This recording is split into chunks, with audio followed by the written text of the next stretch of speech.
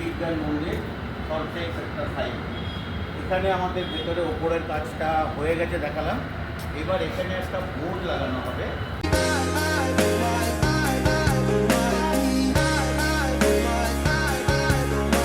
পিছনে যে বোর্ডটা দেখালাম, তারপরে এখন আমরা এই বোর্ডটা